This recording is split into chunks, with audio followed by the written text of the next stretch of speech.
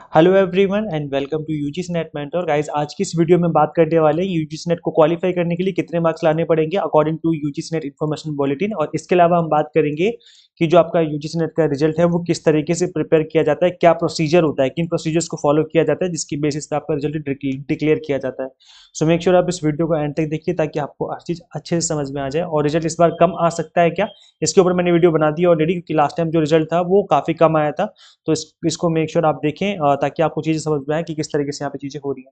Okay guys, देखिए जब आप इन्फॉर्मेशन बुलेटिन को ओपन करेंगे जो कि एनटीए ने इशू किया था at the time of form filling, so procedure and criteria for declaration of result यहाँ पर मेंशन किया था इस इन्फॉर्मेशन बुलेटिन के अंदर।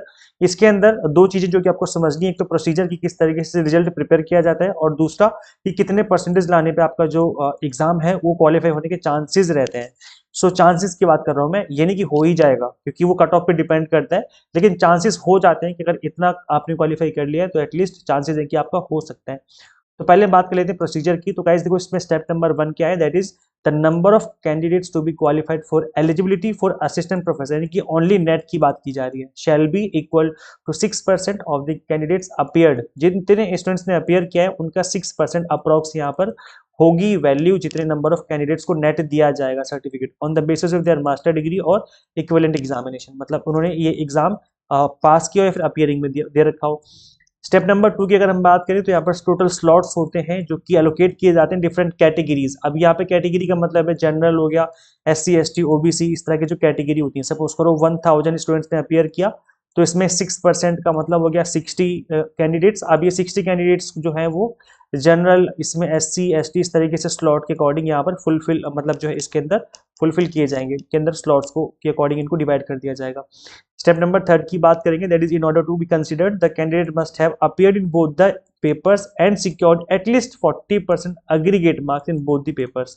तो ये आपको समझने वाली बात है, this is the minimum qualifying marks. ये मिनिमम क्वालिफाइंग मार्क्स है, अगर आपने इतना स्कोर कर लिया तो आपके चांसेस हो सकते हैं कि आप एग्जाम क्वालिफाई कर लें।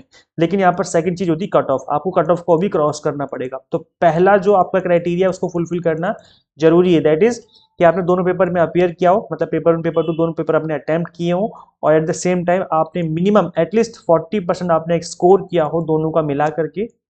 और इसके अलावा हम बात करें अगर रिजर्व कैटेगरी की, तो उनके लिए फिर 35% रहता है, जितने भी रिजर्व कैटेगरी के स्टूडेंट्स रहते हैं।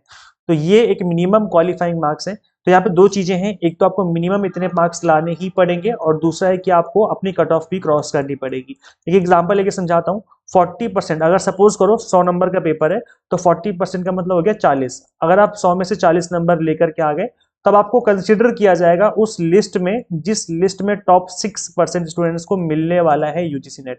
तो इसका मतलब है कि अगर आपने इतने स्कोर किया है तो आपका उस लिस्ट में नाम होगा जिस लिस्ट में टॉप 6% को नेट दिया जाएगा। तो टॉप 6% को दिया जाएगा, और जरूरी नहीं कि आपका 40% आने पे आपको दे ही दिया जाए नेट, क्योंकि यहाँ पर सिर्फ लिस्ट बनाई जाएगी, उस लिस्ट में भी आपको टॉप 6% में आना पड़ेगा, तभी आपको यूजीसी नेट का सर्टिफिकेट मिलेगा। तो ये दो चीजें हैं, एक तो मिनिमम क्वालिफाइंग मार्क्स है ताकि आपका नाम लिस्ट में आ जाए, क्वालिफाई कर जाओ आप इस लिस्ट के लिए, देन उस लिस्ट में आपको टॉप 6% में रहना पड़ता है। और अगर हम बात करें जेआरएफ की तो अप्रोक्स टॉप के 1%, इनफैक्ट 0.7% गया था लास्ट टाइम का जो रिजल्ट था जेआरएफ का।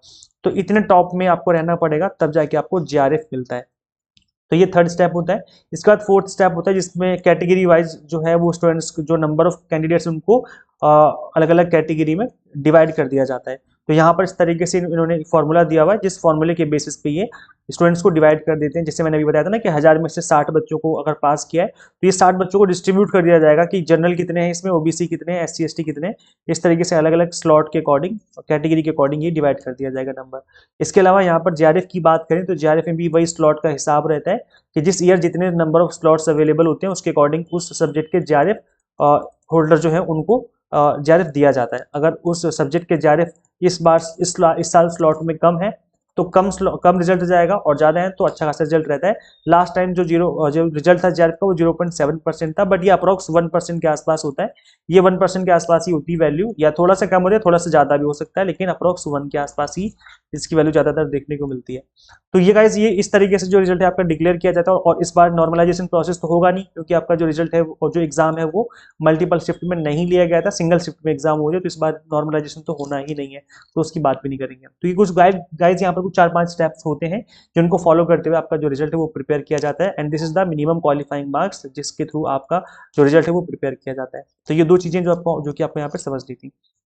तो आई होप आपको समझ में आ गया होगा। इसके अलावा अगर आप यूजीसी नेट की प्रिपरेशन कर रहे हो तो आज गाइस लास्ट डे इस ऑफर का, गुरु रविदास जयंती ऑफर हमने अभी चलाया हुआ था, तो आज रात 12 बजे तक आप इस ऑफर को अवेल कर सकते हो। एक्स्ट्रा 20% डिस्काउंट दिया जा रहा है सभी कोर्सेज पे। आपको गुरु 20 कूपन कोड अप्लाई करना है बिफोर बाय ऑप्शन।